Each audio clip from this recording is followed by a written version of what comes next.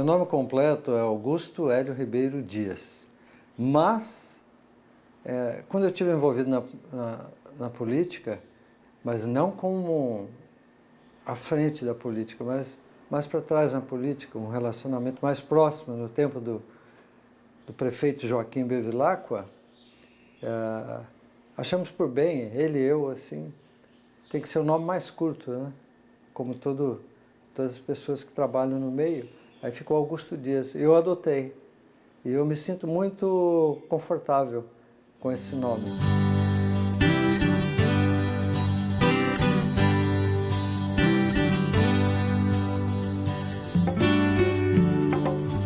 Eu nasci em Cachoeira de Minas, em 27 de dezembro. Mas eu não conheço Cachoeira de Minas, porque eu sei que é uma cidade que tem a maior fogueira do Brasil. E isso todo ano é reportado que existe essa fogueira. Mas eu não conheço a cidade, porque meus pais moravam em Pouso Alegre. Eles moravam em Pouso Alegre, tinham uma casa em Pouso Alegre, porque meu pai tinha uma fazenda grande, apesar de não ter vocação para ser fazendeiro. Então, nós morávamos em Pouso Alegre e íamos para a fazenda, que o município é colado um do outro, Pouso Alegre e Cachoeira de Minas. Quando a minha mãe estava grávida e ia completar os 9 meses, ela estava na fazenda. E eu nasci na fazenda, que fica no distrito, que naquele tempo era distrito, de Cachoeira de Minas. E eu nasci lá, mas nunca fui lá, porque a minha cidade do coração é São José dos Campos.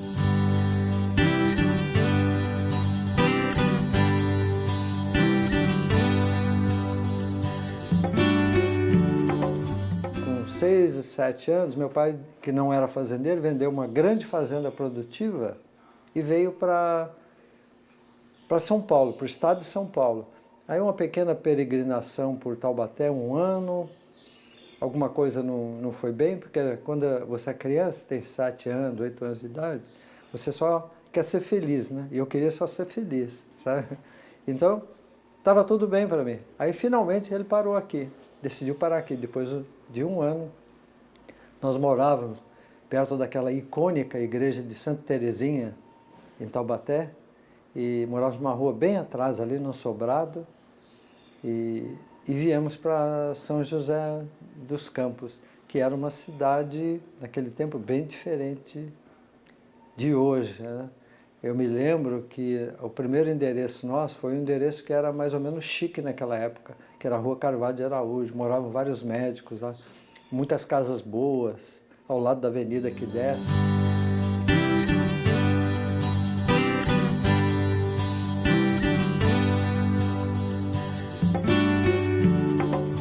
Eu me lembro que, naquele tempo, o prefeito começou a asfaltar a avenida ali do lado com paralelepípedo. Mas a Carvalho de Araújo era rua de terra. E eu me lembro que, pequeno ainda, a minha mãe me mandava para o supermercado Fortaleza, que ficava na esquina, e hoje é um templo evangélico, na esquina da Siqueira Campos com a Rua Vilaça. E ela me mandava, naquele tempo você usava uma caderneta, e a caderneta ficava com você. Olha como os tempos mudaram, hein? Você tinha uma caderneta, levava lá, fazia a compra, pegava a compra, o caixa assinava a sua compra, colocava a sua compra, o valor, fechava a caderneta e te entregava e você voltava para casa com a caderneta. Hoje, se você pensar no supermercado e não pagar 50 centavos, você arruma uma situação, né? Tão sem rosto que a cidade ficou. É uma cidade formidável. São José dos Campos é uma cidade formidável. É uma ótima cidade, em constante desenvolvimento. Mas ela se tornou uma cidade impessoal, né? Quem conhece quem, sabe? Vamos dizer assim que 30 anos atrás, mais pessoas me conheciam do que hoje. Hoje você vai no shopping center e não conhece ninguém. Mas no começo do shopping center, por exemplo, que era o shopping centro, que hoje é só um centro de compras mais modesto, né, no centro da cidade, você encontrava muita gente, sabe? Até nas próprias lojas você encontrava gente conhecida, porque havia gente conhecida que tinha loja, sabe? Isso mudou tudo. Isso mudou tudo.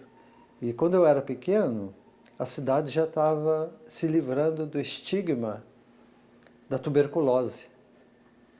Então eu me lembro que o Bar Paulistano, que hoje é um local meio fechado lá, não sei, havia uma pastelaria chinesa lá, ou qualquer coisa, que fica do lado oposto da Biblioteca Pública Cassiano Ricardo.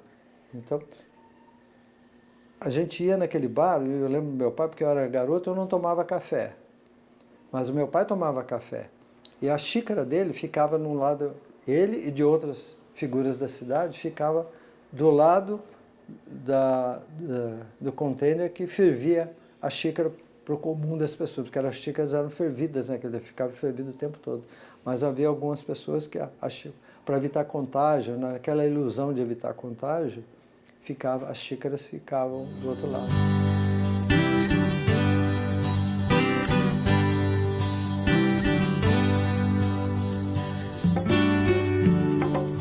Eu era garoto e meu pai queria que eu fizesse algo e mandou pegar um táxi. E os táxis na Praça da Matriz, eram carros americanos, não tinha indústria nacional ainda.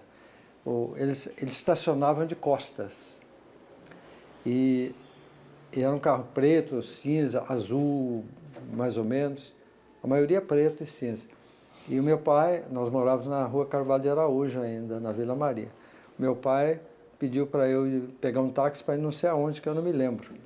Mas ele falou, olha, não pegue táxi do fulano de tal, porque ele é tuberculoso. Aí eu fui pegar o táxi, né? Quando eu cheguei lá, olha que criança, né? Quando eu cheguei lá, estava exatamente o fulano, primeiro táxi. Você sabe, geralmente a gente pega o primeiro táxi, você não pode pegar o segundo, o terceiro. Estava ele lá. E ele falou, você quer táxi, menino? Eu falei, não, obrigado. Meu pai falou que o senhor é doente e não é para pegar o seu táxi. Para quê, né? Para quê? Só sei que quando eu cheguei em casa, mais tarde, meu pai me chamou atenção. Não ficou bravo, meu pai não ficava bravo, né? Era um bom homem nesse sentido comigo, né? Não tinha essa de bater, de xingar. Era uma conversa, você não devia fazer isso, né? E eu cresci um pouco com esse espírito, né? Um espírito mais de conciliação, de ajudar, de participar, de respeitar, né? Do que isso. Mas foi um dos episódios desse final de período, ciclo sanatorial chamado.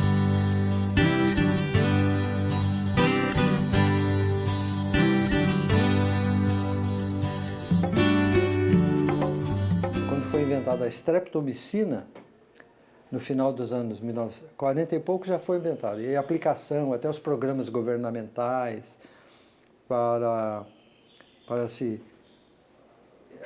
proteger da tuberculose, numa medida preventiva, e nos anos 60 isso já estava mais ou menos acabado, né?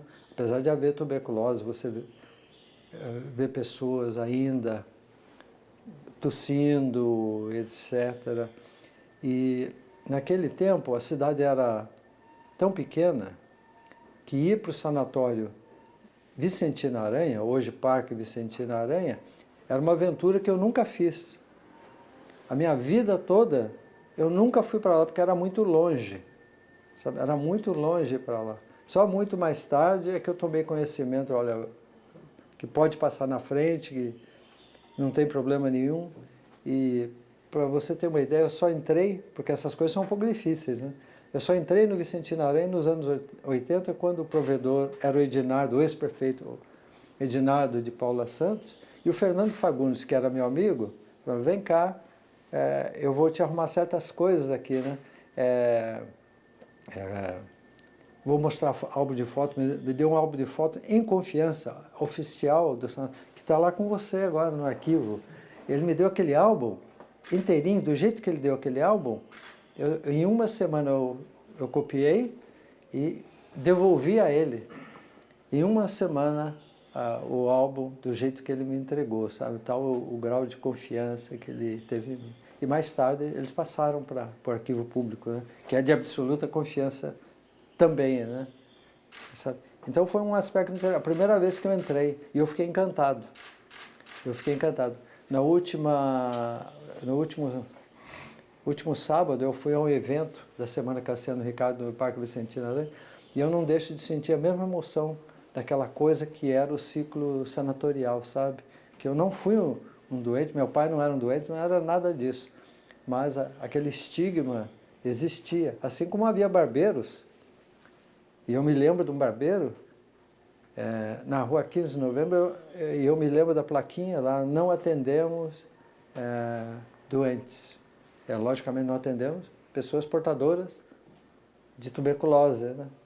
E é uma coisa que me marcou bastante, sabe, esse estigma todo. E depois o resto que eu aprendi sobre a tuberculose, eu aprendi pela leitura, porque nós temos excelente livro. Cada autor que escreve um pouco, completa o que o outro escreveu, sabe? Então, há diferentes óticas quando se escreve um livro. Eu tenho vários livros aqui sobre São José. Eu tenho uma coleção razoável sobre São José. Assim como tenho alguma coisa também do Cassiano Ricardo, que eu gosto de estudar o Cassiano Ricardo, que é um homem erudito, sabe? Mas nós podemos voltar até por ele, ou a gente vai caminhando aqui pelas essas coisas todas. E esses livros todos completam um aos outros. Mas um livro que me encantou, que você conhece, é de São José dos Micuins, do Vitor Schuster, que é um almanaque, né? Mas ele é um riquíssimo almanaque. Para você ter uma ideia, eu já li São José dos Micuins 2 vezes, completamente, fora o folhear, né, que a gente gosta de folhear porque não tem um sequencial, né? Se não tem um sequencial, você pode ir em qualquer página.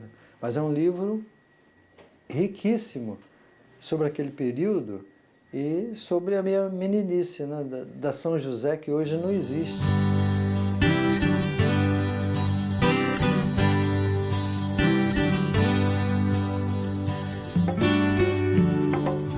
O meu pai era um homem rico. Ele era rico, ele tinha muito dinheiro. Eu lembro que ele comprava só carro importado, sabe? Só que era um Brasil diferente e o meu pai não era um homem muito de negócios. E o que aconteceu é que ele ficou sem trabalhar, acho que mais de 15 anos. Então eu era criança, eu não entendia direito, e adolescente. Como eu disse para você, eu só queria ser feliz, né? Sabe? Por umas ruas de São José. Por exemplo, eu ia muito no banhado. Banhado a gente ia muito pegar taguá, que era aquela massa que a gente moldava, e descer naquelas folhas de bananeira, sabe? Porque a cidade não oferecia muito. Hoje oferece muito. A região sudeste é a mais rica do país. O estado de São Paulo poderia ser um país, se tivesse aquele desmembramento europeu, aquela coisa europeia. Divide para cá, é um pouco a característica, divide, fica um país pequeno, depois tem que formar a União Europeia para ser um país grande, como é a Rússia, como é a China, como são os Estados Unidos e como é o Brasil territorialmente, né? Grande. Mas felizmente é assim, existe uma federação e é bom.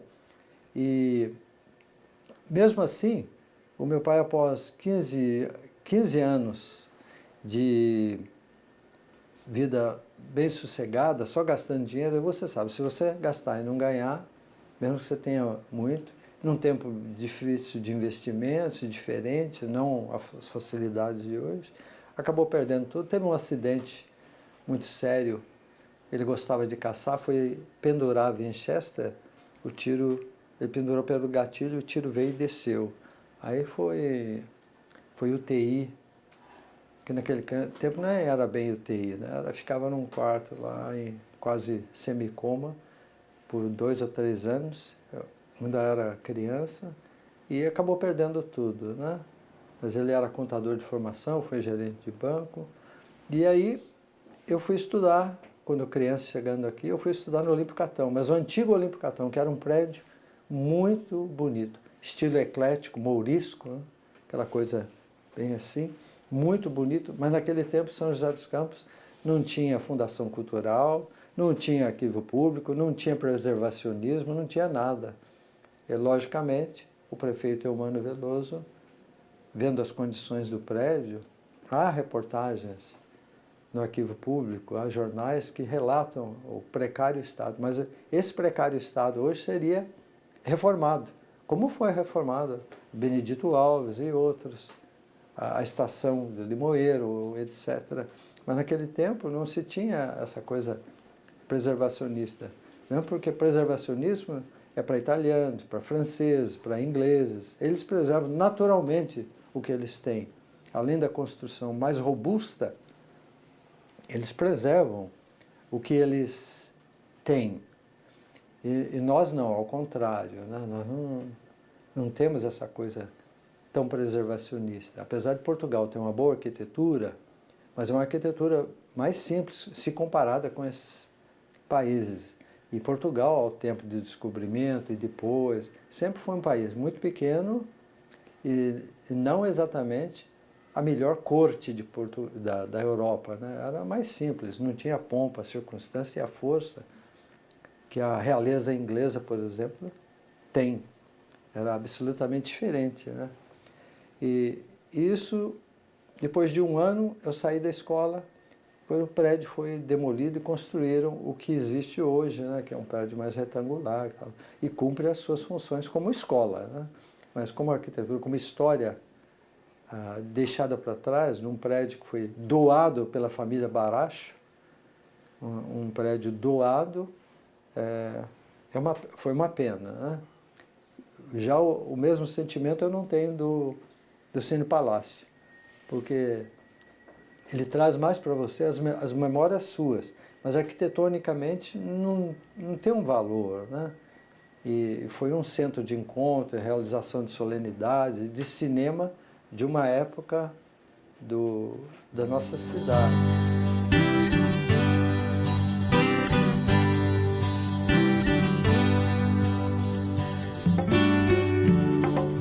Então eu estudei um ano no Olímpio Catão e mudei para o Coronel João Cursino, que é uma beleza de arquitetura, construído pelo arquiteto Humberto Eco, né? E eu estive lá esses dias vendo as exposições, modificado, mas modificado para bem. Eu acho que as instalações estão muito melhores. Aquele porão lá, eu entrei naquele porão do João Cursino nos velhos tempos. A gente entrava lá para fazer arte, sabe? Porque, como eu disse, eu era um menino feliz, né? E você entrava para fazer arte lá. Cheio de cadeira velha, com as cadeiras de ferro, né? Cadeira escolar diferente das de hoje, né? E eu estudei no João Cursino. Depois disso, eu fui para São Paulo fazer Química Industrial, no Colégio Oswaldo Cruz. Fiz Colégio Oswaldo Cruz. Hoje eu sou jornalista credenciado, advogado credenciado, professor, e a Química Industrial, eu trabalhei alguns anos na General Motors, no tempo que a General Motors era uma grande empresa, hoje ela sofre algumas penúrias, né? Acho que talvez 30% do que ela já foi, e de representatividade também, né? A representatividade hoje como empresa é da Embraer, né? Que tem um produto manufaturado de ponta, um produto sofisticado e caro, mas um papel muito importante na cidade de São José dos Campos, porque não é só a Embraer, né? São dezenas de outras empresas, dezenas de outros empregos que vêm junto com ela, né? Então eu tenho essas formações todas que eu exerço de formas diferentes. E eu gosto muito mesmo de ser professor. Esse é o que eu gosto mesmo de ser professor. Eu fiz pós-graduação em didática do ensino superior também, o que me ajuda no meu trabalho.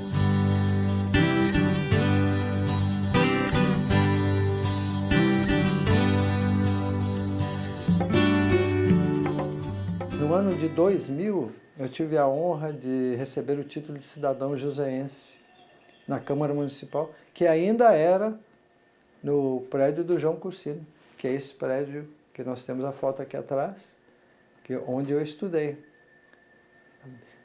Depois daí, a minha vida seguiu, eu me casei, Meus filhos e meus netos são todos, minha esposa, filhos e netos são todos joseenses.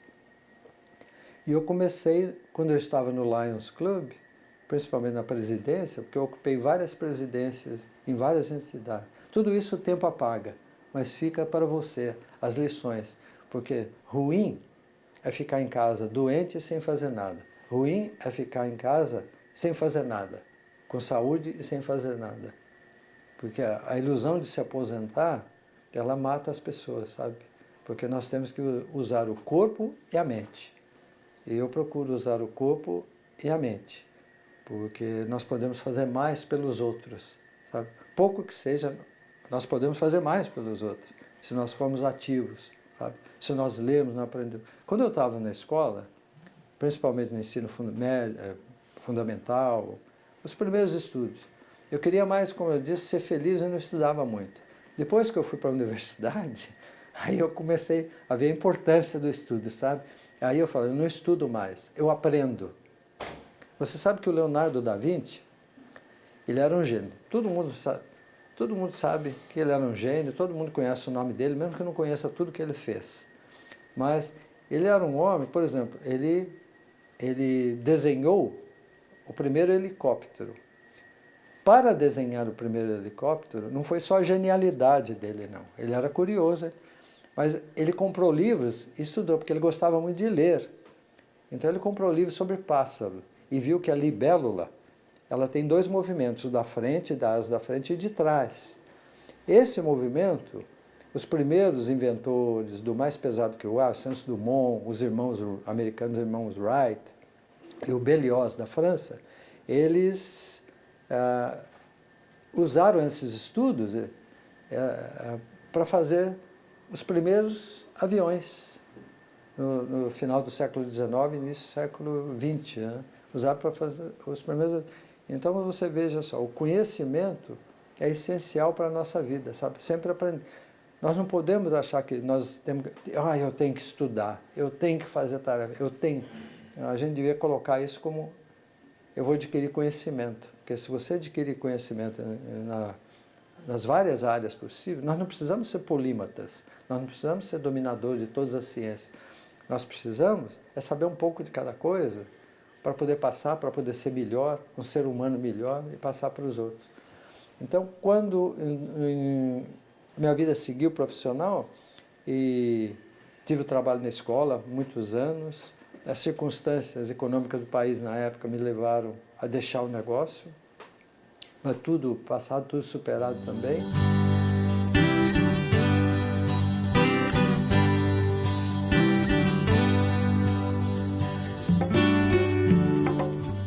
Em 2000, eu recebi um comunicado da Fundação Cultural que estavam reativando a Academia Joseense de Letras. E recebi uma carta dizendo: você foi selecionado para ser um dos 20 acadêmicos, um dos 20 imortais. E quando eu recebi aquilo, eu recebi com alegria, porque eu estava um pouco parado. Eu estava em casa com saúde e sem movimentação. Estava cuidando só do meu outro livro de história de São José dos Campos, que está quase finalizado nos toques, mas você sabe, nós esbarramos sempre, quando você não é famoso, quando você não, você esbarra sempre no dinheiro que você não tem para publicar o livro, né? Sabe? Então, eu estava naquilo, mexendo aquilo, aceitei e nós fomos empossados no Centro Cultural de Santana, né? Em outubro, justamente dentro da Semana Cassiano Ricardo, porque a história da Academia Joseense de Letras, ela começou na Semana Cassiano Ricardo, quando, em 1980, o prefeito Joaquim Bevilacqua, ele, numa cerimônia de entrega de prêmios normais para poetas, escritores, na Semana Cassiano Ricardo, ele sugeriu ao professor Custódio, está na hora de São José dos Campos ter a sua Academia de Letras. E o professor Custódio disse: bem, lance a ideia que nós vamos formar uma Academia de Letras, para orgulho de São José. apesar de muita gente achar que é uma coisa elitista, né? Eu acho que não é muito elitista, não. Tem gente de todos os naipes, gente jovem, gente mais velha, sabe? E é uma entidade representativa, mas muito preocupada com a cultura e a educação em São José dos Campos. Então, quando o prefeito lançou a ideia, foi encampada, e a primeira reunião foi exatamente em outubro de 1980 e foi feito na Biblioteca Pública Cassiano Ricardo. Por coincidência, a biblioteca completou 50 anos agora em outubro, e nós participamos de uma assembleia compartilhada lá na Biblioteca Cassiano Ricardo, onde recebemos outros escritores, alunos da rede pública, professores, coordenadores, pedagogos, e nós tivemos essa assembleia da academia lá no mesmo local onde se fizeram as primeiras reuniões para a sua fundação. Hoje, eu sou um acadêmico efetivo nato, né? E nós temos uma atuação comunitária, principalmente atendemos os jovens da Fundas, através de palestras, não só poesia, porque a academia não é poesia. Tem poeta, tem escritor de vários níveis, tem escritor que só escreve livro jurídico, tem escritor que escreve crônicas. Eu, por exemplo, tenho um blog que eu escrevo alguma coisa. É um exercício de escrever, sabe? Escrever é um exercício de buscar alma, de buscar conhecimento, de passar conhecimento, sem tentar influenciar as pessoas, sabe? Não aquele dogmatismo, né? Olha, está aqui, essa é a minha verdade. Não, você escreve universalmente. Tem gente que fala, não é bem assim. Tem gente que fala, nada disso, sabe? E tem gente que fala, gostei, é isso mesmo, eu acho. Então, essa é a função de escrever que a gente desenvolve, né? E nesses 8 anos de reativação da Academia Joseense de Letras, nesses 8 anos, por 6 anos eu fui diretor. Atualmente eu sou diretor também. Não almejo a presidência, porque é muito trabalho, é muita preocupação, sabe? A gente deve participar, mas não ter aborrecimento, né?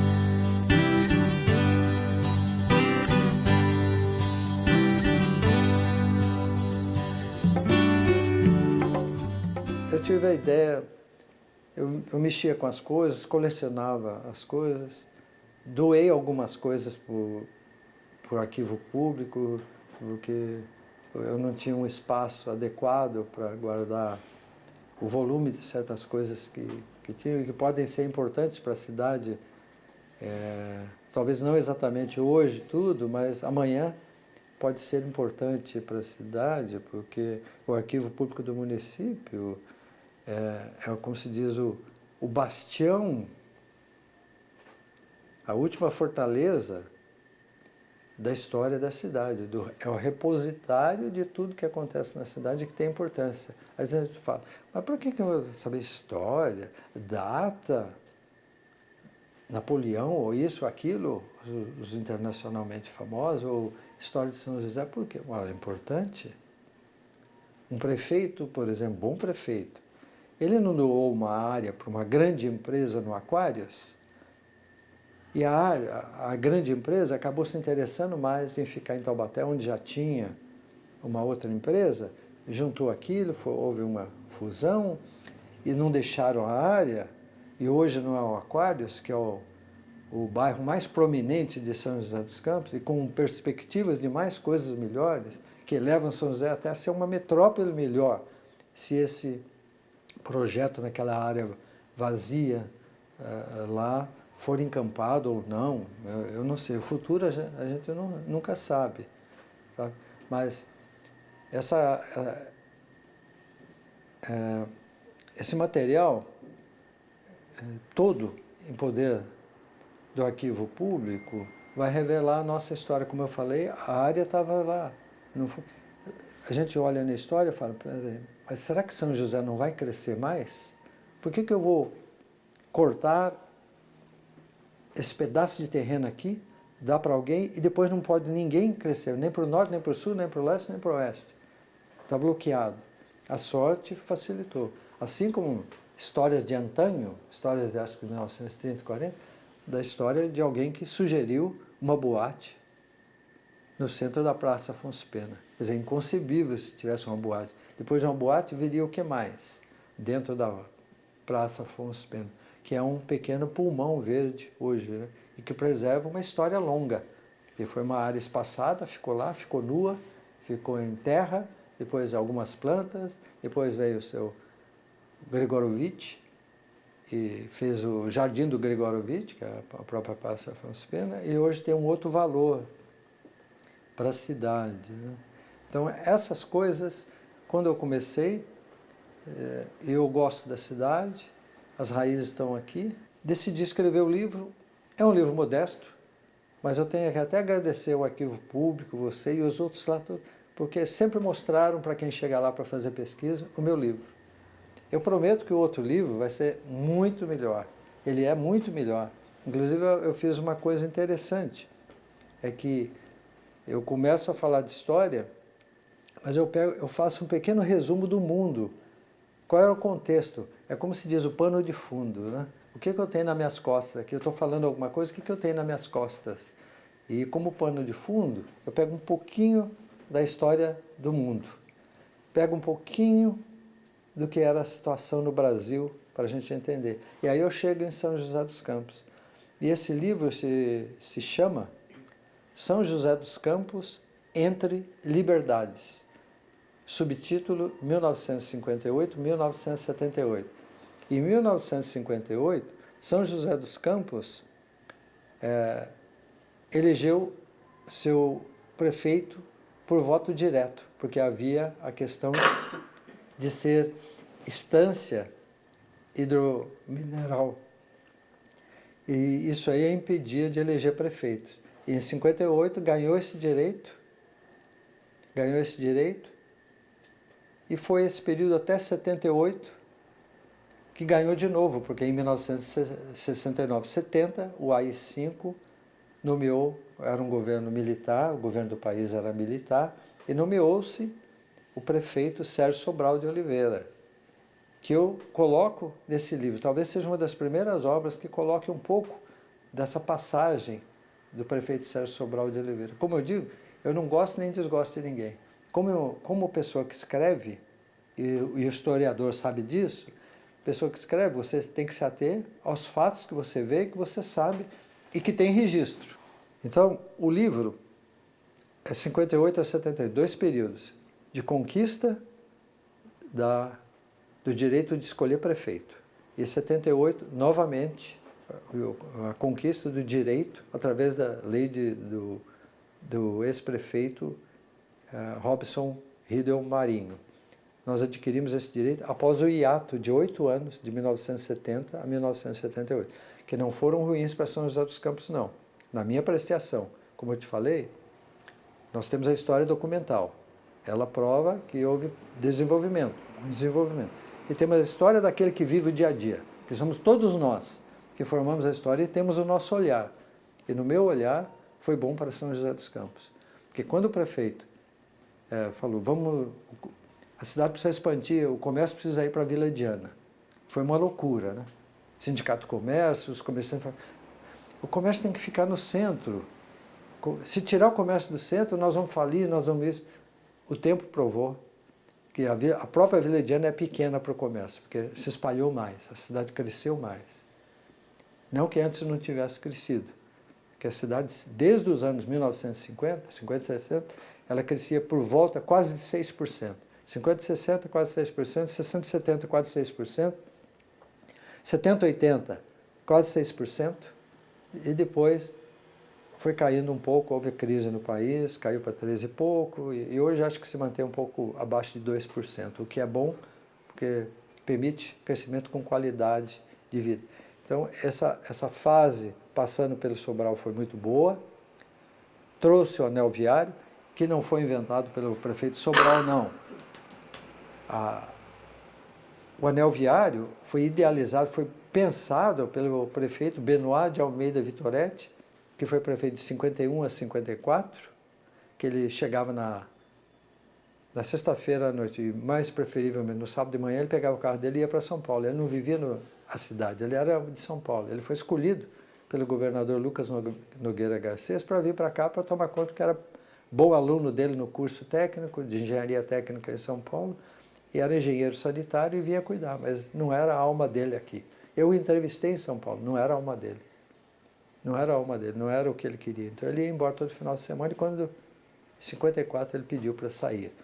Então ele pensou no anel viário, mas por outros motivos. Sabe, um contorno que fizesse para dar o fluxo, para ir para quem fosse para Campos do Jordão, para Monteiro Lobato, ou que seja. A concepção mais moderna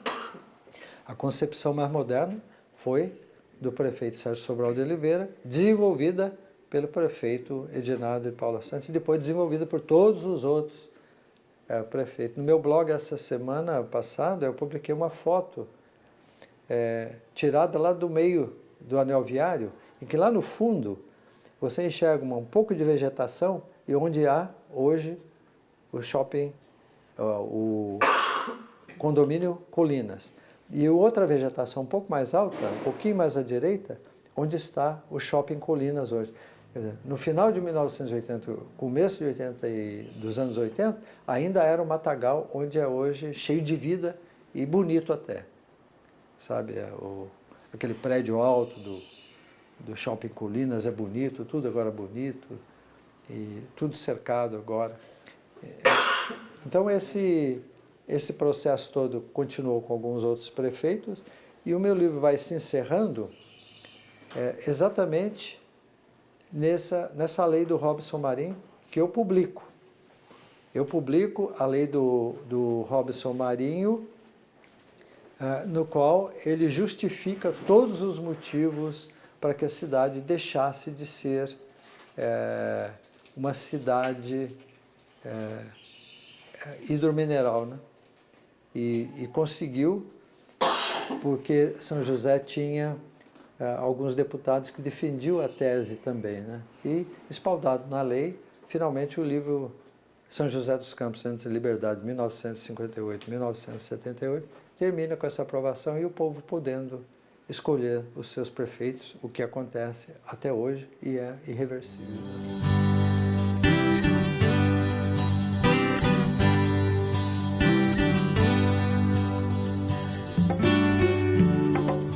Bem, a mensagem seria principalmente para os governantes, né, que guiam os destinos de São José, que eles pensem hoje como se fosse daqui a 50 anos. O que a cidade vai precisar daqui a 50 anos? Não adianta abrir uma rua desse tamanho, porque daqui a 5 anos, 10 anos, do jeito que a cidade vai e vai continuar crescendo, a conurbação é uma realidade já, essa ruazinha que aprovaram no zoneamento vai precisar ser desse tamanho, e não tem como. E não tem como. Então eu enxergo São José com os olhos daqui a 50 anos. Porque que venha no futuro outros que pensem mais 50 anos. E que a cidade, então, possa crescer com qualidade de vida de acordo com os índices da Organização das Nações Unidas. Essa é a meta que nós temos que alcançar. E, além disso, que o sistema educacional nosso não ensine só física, matemática, geografia e história, mas ensine às pessoas bons modos, civilidade e civismo, e principalmente civilidade, sabe? Nós não precisamos fazer, nós não precisamos sair como os japoneses, que as pessoas no Japão que não trabalham, pegam um stick, um bastão, uma sacolinha, sai na rua, se o vento tocou algum papel, alguma ponta de algum, ele põe e coloca na sacola, e eles não jogam, porque no Japão não tem cesto de lixo nas ruas. Eles pegam esse lixo, levam para casa e jogam na lixeira do seu prédio, da sua casa, que depois é coletada. Então, talvez se a gente tivesse essa... E olhasse também, além dessa questão de civilidade, a gente olhasse São José e conhecesse São José, porque você não ama quem você não conhece. Você vê uma pessoa bonita, você fala, é bonita, mas você não ama. Para amar, você precisa conhecer. Você a conhece, ela te conhece. Então, nós precisamos conhecer São José dos Campos para amar, para gostar e para preservar. Porque só assim nós vamos ter um índice melhor de qualidade de vida. E isso aí se reflete para nós, para os nossos filhos, para os nossos netos. E para o mais importante na vida, que é uma vida saudável, plena e com felicidade.